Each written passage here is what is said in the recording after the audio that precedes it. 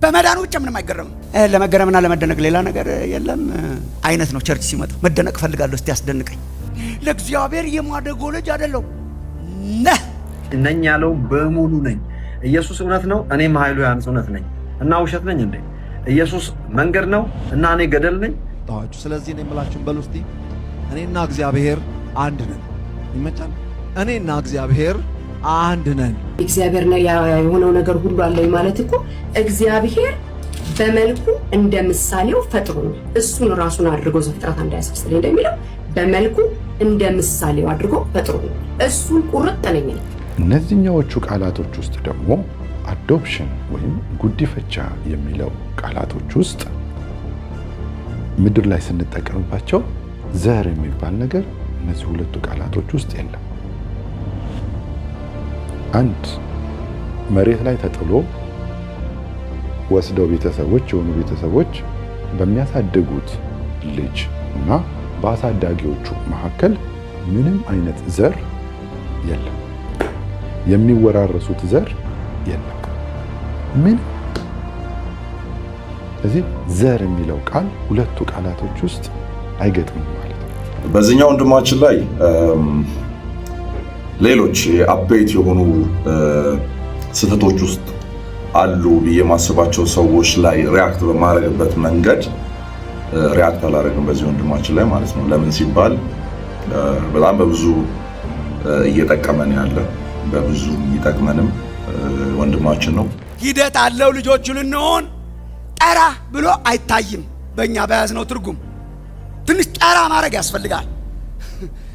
ጠራ ማድረግ ያለብን ጠቃሚ ስለሆነ ነው። በጣም ብዙ ክርስቲያን በመዳኑ አይገረምም በሀገራችን እና ትንሽ ቆይቻለሁ ከተማርኩ። በመዳኑ ብቻ ምንም አይገረምም። ለመገረምና ለመደነቅ ሌላ ነገር የለም አይነት ነው። ቸርች ሲመጣ መደነቅ ፈልጋለሁ፣ እስቲ ያስደንቀኝ። ልጅ ነኝ አሱማ ልክ ነው። ልጅ ነን ልክ ነው። ግን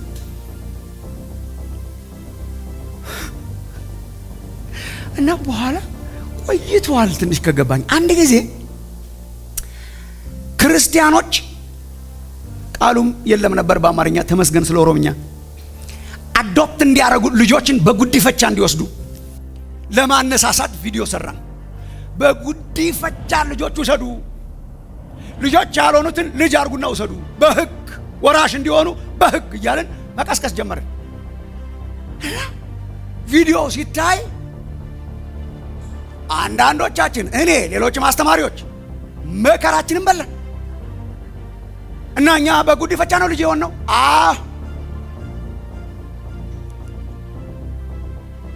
ለእግዚአብሔር የማደጎ ልጅ አይደለም ነህ ይኖ የማደጎ ልጅ አይደለም ያልንበት ምክንያት ማደጎን በኢትዮጵኛ ስለተረጎምነው ነው። ማደጎን በባህላችን ስናውቅ የማደጎ ልጅ አይደለም። የማደጎ ልጅ ከልጅ ዝቅ ያለ ነው፣ አብሮ አይቆጠርም።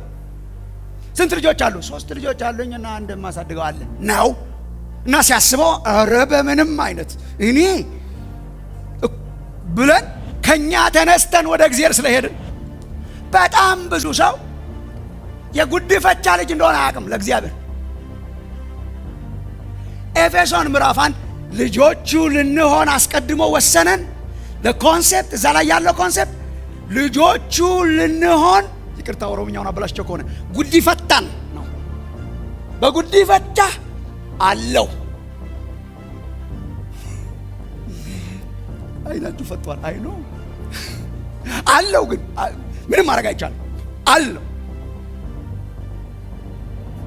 እና እግዚአብሔር ወሰነና ለዚህ ነው ውሳኔ የጠየቀው የሥላሴን ውሳኔ ወሰነና ልጅ አረጋዋለሁ ብሎ ልጅ ለማድረግ ወስኖ አዶፕት አረገና ልጅ። ለዚህ ነው ልጅነታችን የሚያስደንቀው። የተለመደ ነበር በግሪካውያኑ በአይሁዳውያኑ ብዙ የተለመደ አልነበረም። የተለመደ ነበር ልጅ ያልሆነን ልጅ ማድረግ እና እኛ በጉዲፍ ነገር ታዲያ ከልጅነት ነው ወደ ልጅነት ያመጣችሁ እግዚአብሔር። ልጅ ነበራችሁ። ለዚህ ነው በመዳኑ ብቻ የማይበቃው የሀገራችን ክርስቲያን ማይነዝረው ልጅ ነበርኩ የተሻሻልኩ ልጅ ነኝ። ይሄ ብዙ ያስገርም። መጽሐፍ ቅዱስ ልጆቹ አይደለ? አረ በፍጹም በፍጥረት ልጆቹ ነበርን። ዘፍጥረት 1:26 ወለደን፣ ሰራን፣ በአምሳሉ ሰራን፣ ልጆች ነበር። ጠፋን፣ ከዛ ስፒሪቹዋሊ ጠፋን። ከዛ በኋላ እግዚአብሔር አረ በፍጹም ሰው ሁሉ የእግዚአብሔር ልጅ ነው ከሚል አባዜ መውጣት ያስፈልጋል። ሰው ሁሉ የእግዚአብሔር ልጅ አይደለም። ሰው ሁሉ የእግዚአብሔር ፍጥረት ነው፣ የእግዚአብሔር ልጅ ግን አይደለም። እንዴ ልጅነት እንደዚህ ርካሽ አይደለም። ሰው ሁሉ የእግዚአብሔር ፍጥረት ስለሆነ ፍጥረቱን ይባርካል። እግዚአብሔር ፍጥረቱን ይባርካል፣ ፍጥረቱን ይወዳል። ሰው ሁሉ ይወዳል።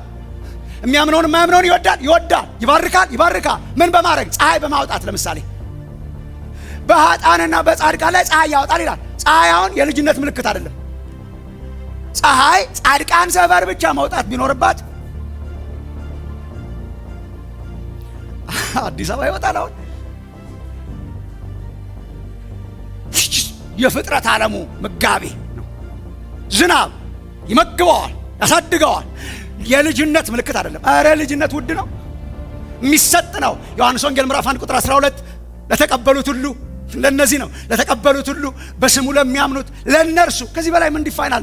ለነርሱ የእግዚአብሔር ልጆች የሆኑ ዘንድ ስልጣንን ሰጣቸው።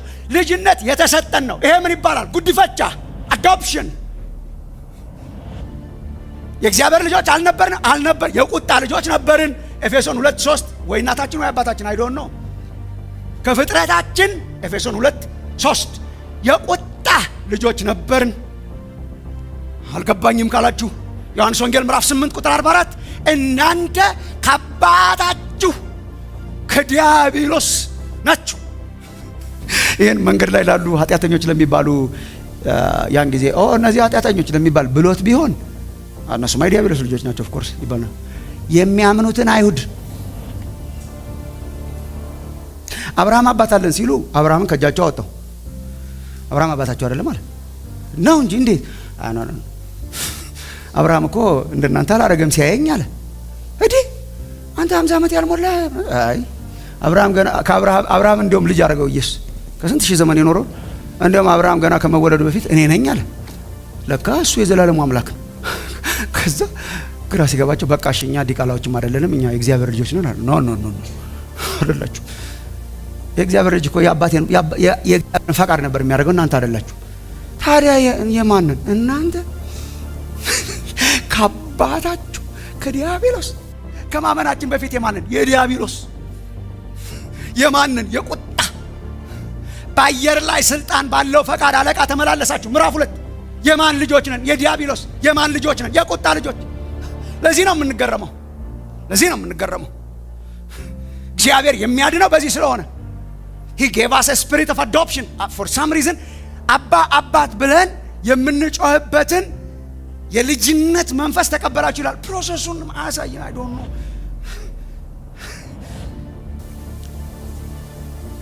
አባት ብለን የመጥራትን የልጅነት መንፈስ ተሰጠን። he gave us that spirit of adoption. he adopted us. እስራኤል በነገራችን ላይ አንዳንድ ሰው ከእስራኤል ጋር በማነጻጸር ነው እስራኤል የእግዚአብሔር ልጅ ናት እኛ የማደጎ ልጆች ነን ብሎ እስራኤል ራሱ የማደጎ ነው።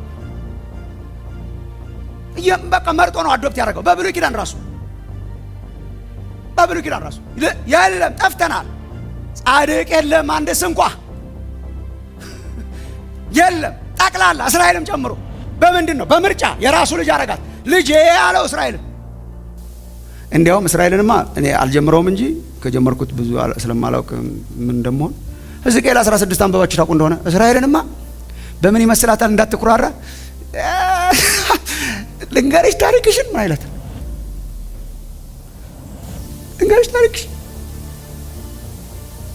በመንገድ ሳልፍ ነው በደም እንዳለሽ በደምሽ እንዳለሽ ተጠቅለለሽ ሳትጠቀለይና ሳትጣጠቢና ምን ሳትጸዳ ሳትይ መንገድ ላይ ተጥለሽ ሳልፍ ስታለቅሽ ሰማውን ነው ወሰድኩሽና አንቺ የኔ ነሽ አልኩ።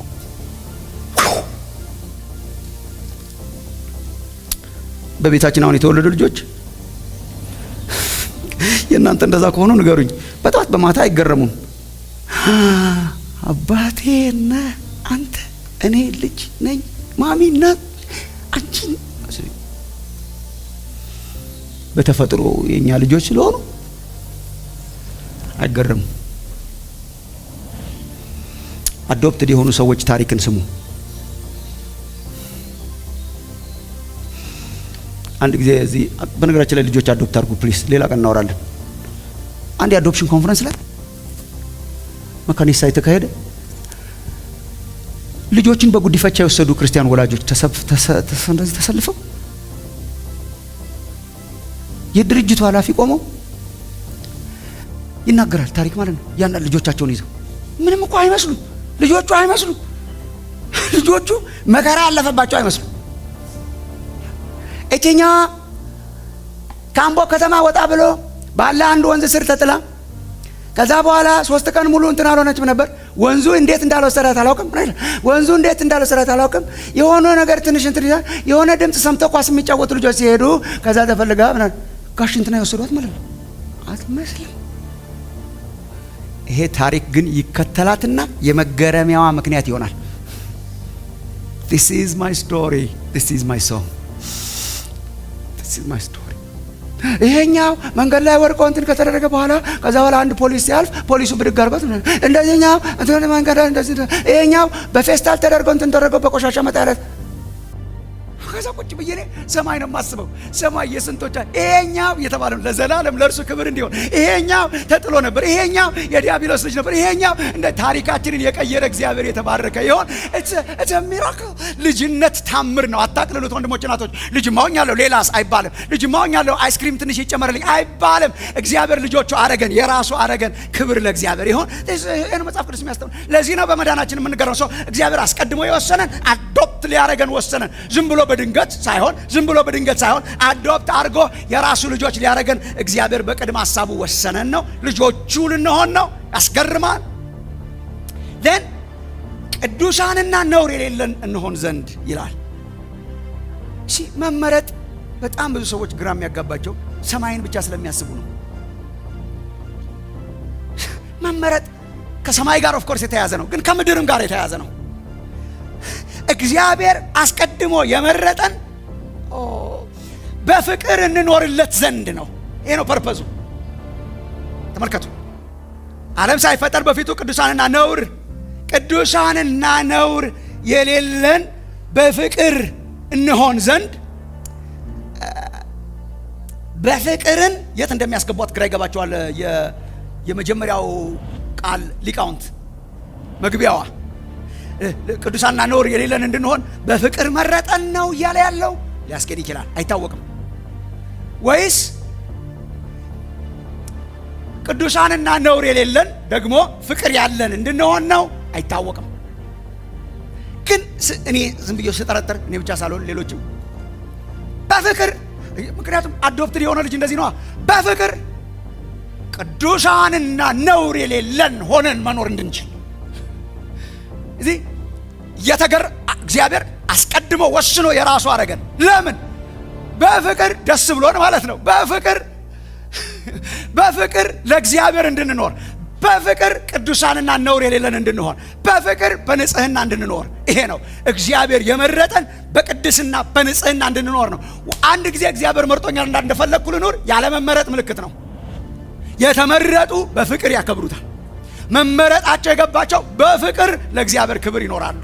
ሮሜ ምዕራፍ 11 ላይ እንደዚያ መርጦናል አስቀድሞ ወስኖ ብሎ ሮሜ ምዕራፍ 12 ቁጥር 1 ላይ ቅዱስና ነውር የሌለን ያንን መስዋዕት ሰውነታችንን ቅዱስ መስዋዕት አድርገን ለእግዚአብሔር እናቀርብ ይላል።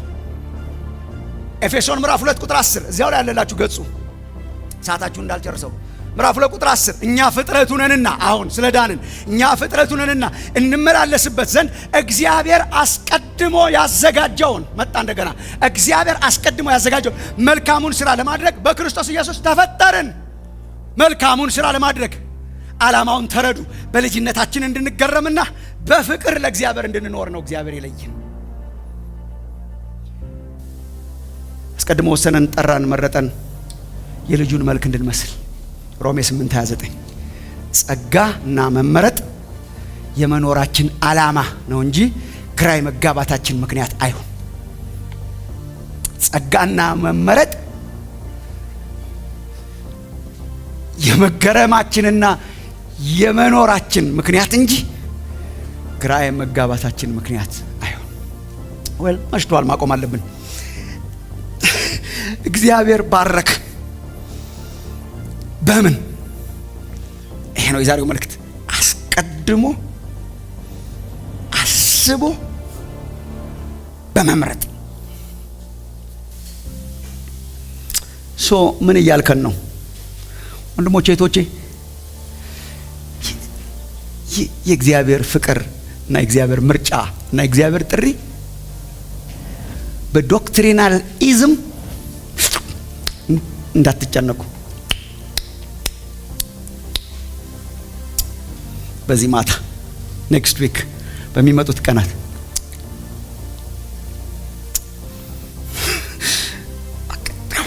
ዓለም ሳይፈጠር እኔን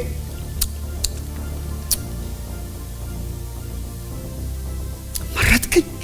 እኔን እኛ የተወደድን ነን፣ እኛ የተመረጥን። ከዚህ የሚበልጥ የፍቅር መግለጫ የለም። ደሞዝ እንደተቀበለ ሰው አትኑሩ። አስቤ መርጬ አሰላሴ በስራዬ በጥረቴ አገኘሁት። ይሄ ደሞዝ ስለተቀበላችሁ ኮራ በሉ። ስንዘምርም ደሞዝ አልተቀበልም። ሳልመርጥህ የመረጥከኝ ነን እኛ። ሳናስበው አሰበን፣ ሳንመርጠው መረጠን። ስለመረጠን አመንን። ያመንን ቀን አልመረጠንም። ያመነ ቢመለምልማ ጸጋ የት አለ? ጸጋ የት አለ? እንዲያው የሰጠን የጸጋው ክብር ይመሰገን ዘንድ እኮ አስገራሚ ነው። ጸጋ የት አለ? ያመነውን እያየ አንተ ጥሩ ነው፣ በየእምነት ሌብል ጥሩ ነው፣ ልጅ ሆና ያንቺ ትንሽ ይቀራል እንጠብቂ ቢል ጸጋ የት አለ? ወንድሞች እናቶች፣ በጸጋ እኮ የምንገረመው እግዚአብሔር አምላክ ገና ምንም ሳንሆን በደማችን እያለን የራሱ አረገን። ቆሽሸን እያለን የራሱ እንድንሆን መረጠን። እንገረማለን፣ እንደነቃለን፣ እንኖርለታለን።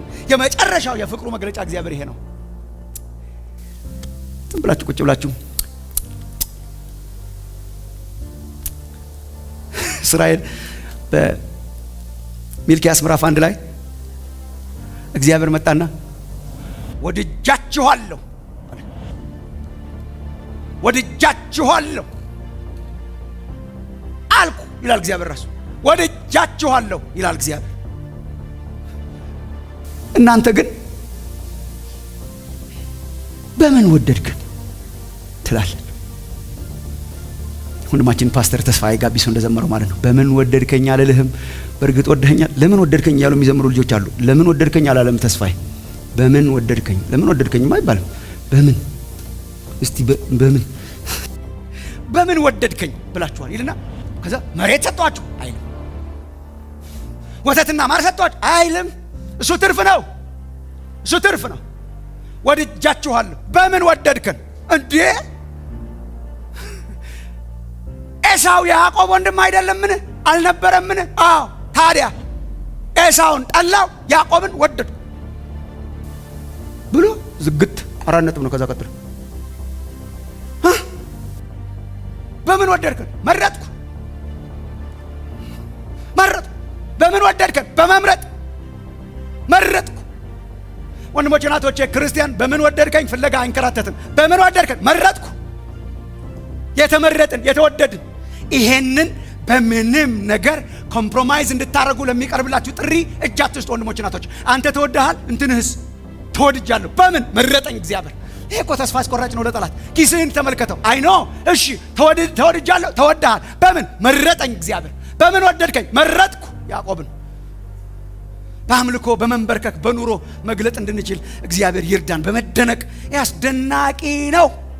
ይሄ የግራ መጋባት ምክንያት አይደል። አስደናቂ ነው፣ አስገራሚ ነው፣ እንደብድ የሚያደርግ ነው። አንድ ጊዜ ደቀ መዛሙርቱ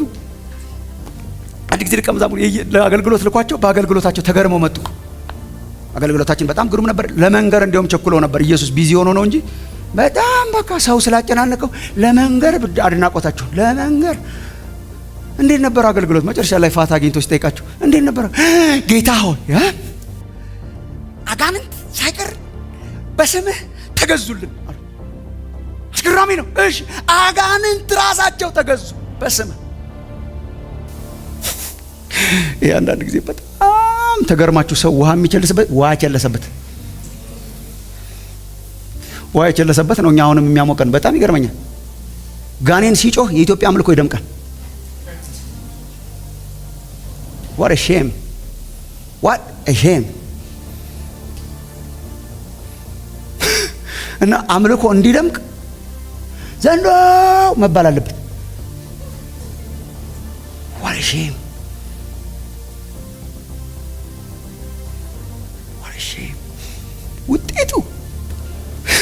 ውጤቱ እንዴት ሰው በውጤት ይገረማል። ዋናው ካልኩሌተሩን ትቱ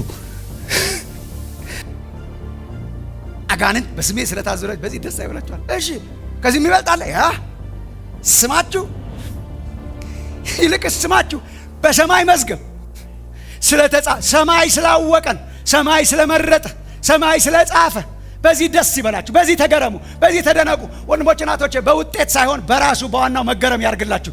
እግዚአብሔር ልጁ እንደሆነ አስቀድሞ መረጠኝ። መረጥኩ ብዬ ስመጣ መርጬ ነበር አለኝ። እግዚአብሔር አገኘው ድሮ ስላወቅኩ ነው አለኝ። ይሄ ምን ያመለክታል? እግዚአብሔር ወደደኝ። ከዚህ የሚበልጥ የፍቅር መግለጫ የለም። ወድጃችኋለሁ። በመምረጥ ወድጃችኋለሁ። ይሄ በስንት ይለካል? በምንም። ስንት ነው ሂሳቡ? ምንም። ከምን ጋር ይነጻጸራል? ከምንም። ይሄ ከምንም ጋር አይነጻጸርም። ክብር ለእግዚአብሔር ይሆን።